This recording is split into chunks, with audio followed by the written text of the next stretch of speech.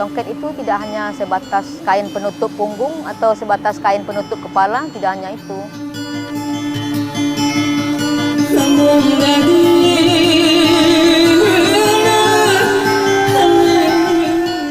Tapi ada makna filosofi yang terdapat di dalamnya. Jadi seperti kesepakatan nenek moyang kita dulu dan menghadirkannya dalam bentuk simbol-simbol yang ada di dalam motif songket itu.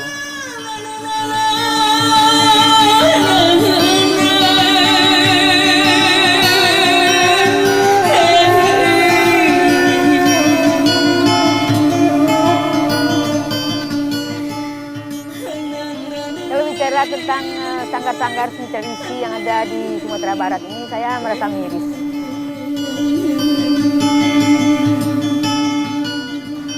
Saya lihat saja seni tradisi itu hidup tapi terseok-seok di masyarakatnya sendiri, karena tidak banyak yang peduli.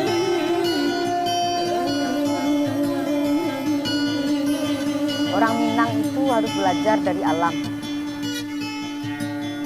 Tidak hanya pendidikan di bangku sekolah. Bagaimana kecerdasan nenek moyang kita dulu dalam mengelola alamnya, dalam mengelola lingkungannya.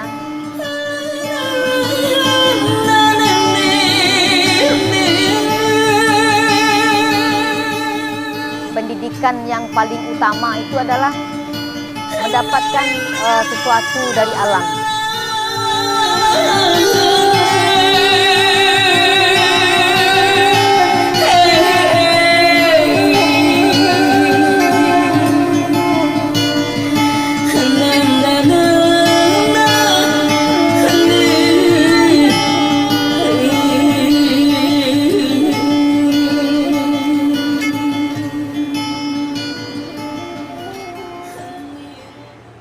Saya mendirikan Pentas Sakral, itu grup musik puisi tapi berbasis musik tradisi. Kemudian saya mendirikan studio songket Erika Rianti, di mana proses penenunan songket lama kembali terjadi. Saya dan beberapa teman, almarhum suami saya, mendirikan lagi pendokumentasian seni-seni langka, itu namanya Pucuk Rebung. Itu Papa ngajarinnya gini, mau jadi dan saya juga mencoba untuk menjadi mediator untuk sanggar-sanggar seni tradisi yang terletak di daerah terpencil yang jauh dari jangkauan untuk bantuan.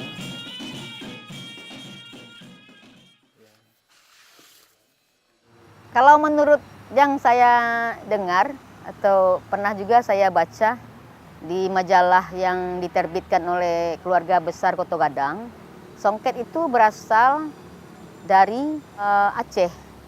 Jadi seorang putri dari Aceh menikah dengan anak raja dari Minangkabau. Dan putri dari Aceh itu melanjutkan penenunannya di Sumatera Barat, di Minangkabau. Jadi itu awalnya songket dikenal di Minangkabau ini. Kalau songket di Minangkabau itu sekecil apapun motifnya mempunyai arti, mempunyai makna filosofi. Tidak hanya satu makna, tetapi ada 3 makna berlapis. Makna yang tersurat, makna yang tersirat, dan makna yang tersurup atau tersembunyi, seperti itu.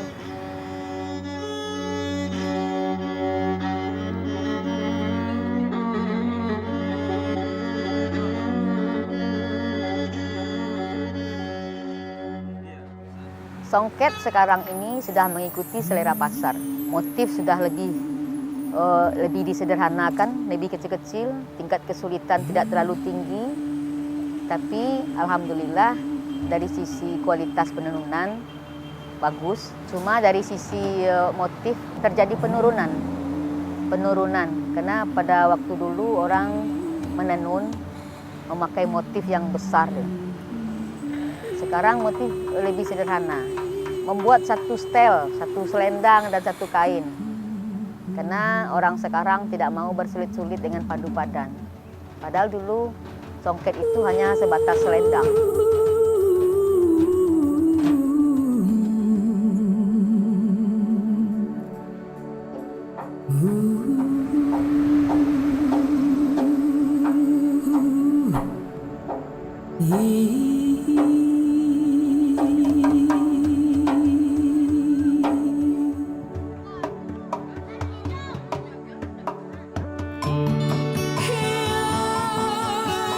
Kita sekarang sedang berada di Dangau Tenun, Pinangkabu. Pinangkabu itu tempat menenun kami yang baru. Saya, Ben Hadbat, dan suami saya, Alda, mendirikan studio songket Erika Rianti. Itu sudah berhasil, sudah jalan. Karena kami punya perbedaan visi berbeda. Saya mengundurkan diri dan anak saya sudah terlanjur saya kenalkan dengan dunia songket ini. Jadi saya sepakat dengan anak dan menantu saya untuk membuat Dangau Tenun ini. Mungkin kain. Nama gimana maksudnya? Kalau seandainya kita acuan kita kepada apa? Kami mengambil nama Dangau Tenun ini Pinangkabu, yang artinya kira-kira tanah asal. Dan memang konon kabarnya menurut penduduk di sini, orang Koto Gadang belajar menenun dulu ke sini. Bisa Nola dikasih juga pengetahuan motif-motif yang dia tenun itu artinya salah dari sini sampai ke ujungnya salah. Revitalisasi itu penting ya. Masyarakat Minangkabau atau masyarakat pada umumnya di Indonesia perlu diberitahu kalau songket di Minangkabau itu adalah termasuk songket yang paling halus di dunia. Termasuk songket yang paling halus. Tidak hanya kaya dengan motif tetapi juga kaya dengan makna. Ketika seorang perempuan Minangkabau memakai songket, atau ketika seorang datuk memakai kain sisampiang, atau ketika seorang datuk atau penghulu memakai deta tutup kepala dari songket, sebetulnya mereka sedang memakai filosofi.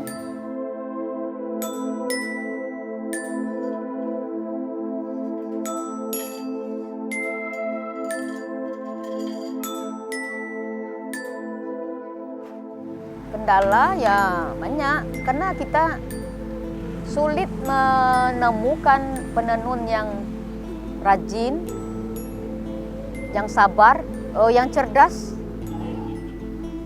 Karena tingkat kesulitannya tinggi sekali. Harga juga, tentang harga. Ketika kita membuat songket-songket lama itu, kita harus membuat persis seperti bahan yang ada. Misalnya sutra dengan kualitas tinggi, atau benang emas dengan kualitas tinggi. Itu sulit didapatkan sekarang.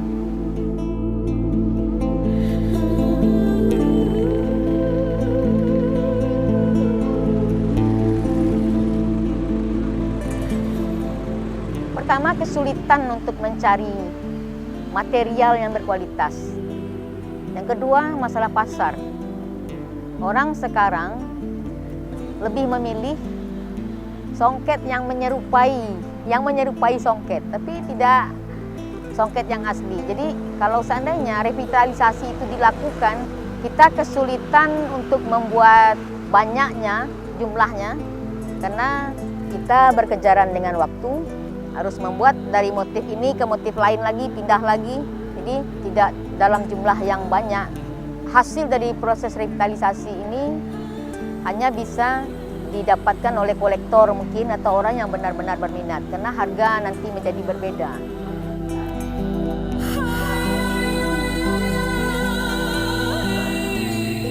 Proses menenun songket lama ini, atau proses dari revitalisasi ini, memerlukan waktu yang panjang untuk menyelesaikan satu bagian dari songket itu. Jadi pemilik modal harus menyiapkan upah yang cukup besar untuk penenun karena memakan waktu yang lama. Ketika kita berbicara tentang songket, kita bicara tentang benang makau juga. Benang makau itu diimpor dari India.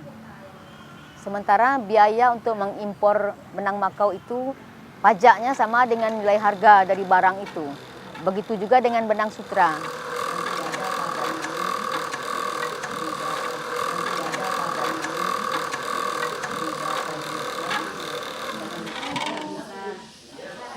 Kesulitannya karena kita di sini kan mencoba membangkitkan lagi budaya tenun. Setelah berapa puluh tahun tidak ada lagi tenun di sini. Lebih 100 tahun. Lebih dari 100 tahun tidak ada lagi yang menenun di sini. Jadi agak sulit karena kebiasaan dari masyarakat sudah berbeda. Dulu mungkin anak-anak muda di sini jadi penenun, anak-anak gadisnya. Ya setelah sentra itu tidak jalan lagi, ya mereka beralih profesi. Jadi ketika kita memperkenalkan ini kepada mereka memang agak susah. Ya. Jadi ketika kita memperkenalkan lagi, kebiasaan itu sudah tidak dikenal lagi. Setelah tenun dulu orang membuat anyaman ya, anyaman mansiro itu kebiasaan orang di sini, semacam tikar atau tas dari anyaman tumbuhan, dan tenun makin lama makin hilang.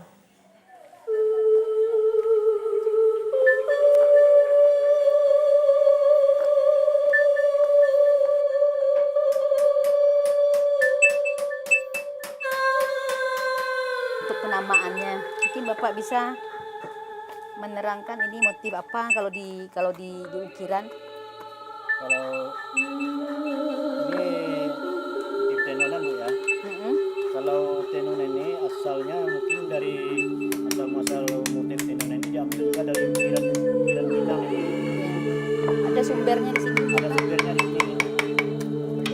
Tuwo ukir itu Tempat ruang pertemuan adalah orang yang ahli mengukir dan mereka tahu tentang nama-nama motif. Kadang-kadang ketika memberikan penamaan kepada motif yang ada di dalam songket, kita harus membawa motif yang ada itu ke tuwo ukir dan kita menanyakan kepada mereka, anak gadis yang ini apa nama motifnya. itu. Nah, cuman disebut si Dan kambang. biasanya apa yang ada di ukir ada juga di tenun. Posisinya di atas pintu ya. Ini posisinya. Mestinya pasar itu yang harus kita direct. Mestinya ya. Kita yang harus, kita misalnya sebagai orang yang tahu tentang songket yang berkualitas tinggi atau songket lama Minangkabau, sebetulnya orang-orang yang tahu harus membuat selera untuk pasar. Mestinya seperti itu, tidak sekarang pasar yang membuat kita berubah.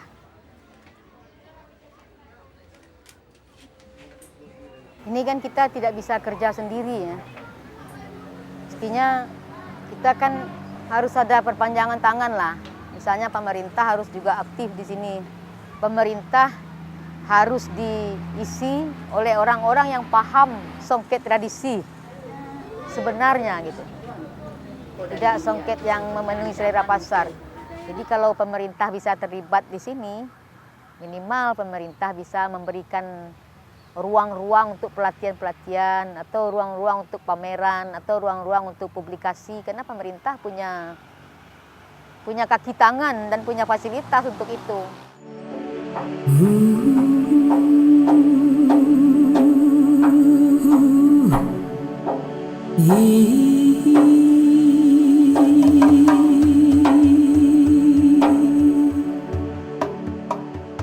Saya mulai mengenal Timbulun Sayo itu ketika itu saya menjadi penata kegiatan di acara Pekan Budaya Provinsi Sumatera Barat. Saya menjadi penata kegiatan untuk pentas seni tradisi. Jadi dari pesisir selatan, Sanggar Timbulun Sayo itu yang dikirim. Jadi acara itu ada juri juga yang mengamati mana seni tradisi yang terbaik. Jadi saya melihat Timbulun Sayo mempunyai spirit tradisi yang bagus. Mereka menari juga dengan semangat yang bagus ya. Tapi saya sedih ketika melihat sanggar itu memakai pakaian orang dewasa, sementara yang menarinya anak-anak. Jadi mereka pakai pakaian orang dewasa dengan tangan yang digulung-gulung, kaki juga digulung. Itu saya merasa sedih, dan saya beserta teman saya suami saya Alda dan Pak Nusirwan nanti mencari alamat sanggar Timbulun itu, dan kami janji akan melakukan sesuatu untuk sanggar itu. Jika kami sudah punya kesempatan, kami datang ke sana, dan memang saya miris melihat sanggar itu melakukan aktivitasnya. Mereka latihan di tempat terbuka. Kalau malam hari mereka memakai Petromax. Bicara tentang sanggar-sanggar seni tradisi yang ada di Sumatera Barat ini, saya merasa miris. Apalagi untuk daerah-daerah yang jauh ya, yang jauh dari jangkauan ya. Terbatas sekali. Mata penari yang di sini Tapi ke sana. mereka Penari tetap di sini bisa ke sini. hidup karena mereka hidup di tengah-tengah masyarakatnya sendiri. Gitu kan? Jadi Tapi tentu saja kesenian itu harus diperkenalkan keluar juga. Matanya ke sana. Itu yang jarang kita temukan. Piring di mana mata kan? Iya. Kalau tangan di sini, piring di sini, mata di sini kan indah kan? Nah, terasa nggak? Masyarakat Minangkabau yang berasal dari wilayahnya masing-masing ya, masing-masing nagari ya, itu masyarakat dari masing-masing nagari yang memiliki seni-seni tradisi mereka. Kalau mereka merasa itu adalah aset mereka, kalau mereka merasa itu adalah kekayaan mereka, mereka harus menjaganya. Ayun badannya, Ibu lihat ada yang sampai ke sini. Ada yang di sini aja. Ya kan? Kemana yang mana dipastikan? Yang begini atau yang di sini saja?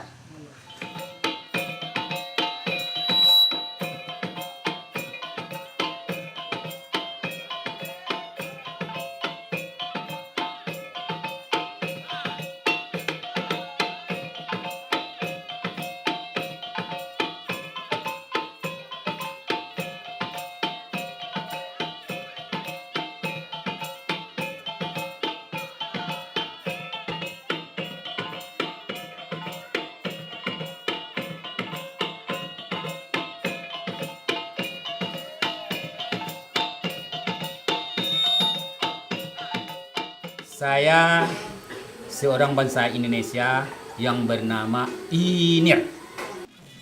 Bapak di sanggar ini sebagai guru, pelatih tari piring. Sebagai bapak seni dalam tari, Bapak ingin karya-karya Pak, tradisi yang lama itu jangan sampai hilang. Itulah Bapak kepingin untuk melatih anak-anak yang mau.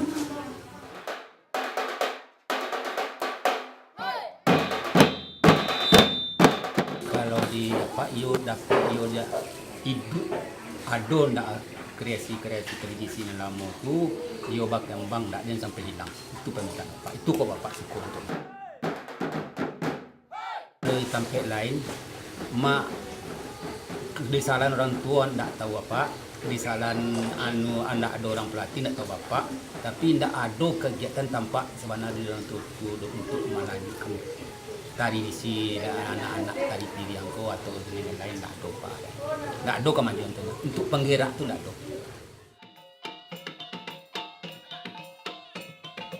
Kena ada nasihat dari Bapak sudah banyak berjalan ke Siko Kasinan di bawah. Ndak ada nancan doa Pak warna orang doa. Namanya bagian tradisi dan lama-lama tu diangkat balik ndak ada. Itu Bapak itu Gratis. dia dilatih. Gratis tanpa Gratis. ndak dibayar. Ndak dibayar itulah.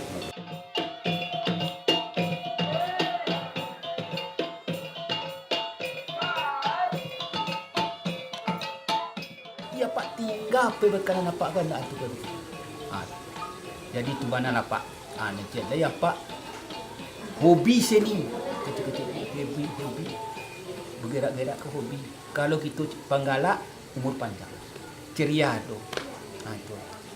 Lambek tu. Kalau kita pemain, Itu.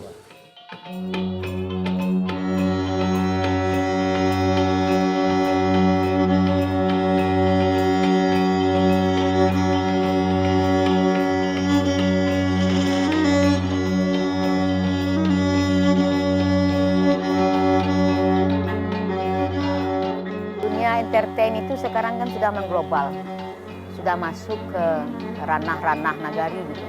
Karena TV masuk ke nagari, tingkat desa atau ke tingkat RT sekalipun tanpa kita bisa menghambatnya. Jadi ketika pemerintah mengucurkan dana, pemerintah harus juga melakukan pengawasan dana itu untuk apa. Karena apabila kepada satu kelompok seni tradisi kita memberikan anggaran yang cukup besar, mereka ternyata tidak melakukan revitalisasi untuk seni tradisi yang mereka miliki, tapi mereka mencoba menjadi kelompok seni tradisi yang entertain, membuat bentuk-bentuk kesenian baru yang jauh dari akar budaya mereka sendiri gitu. Yang mana tradisi hanya menjadi nomor sekian bagi mereka.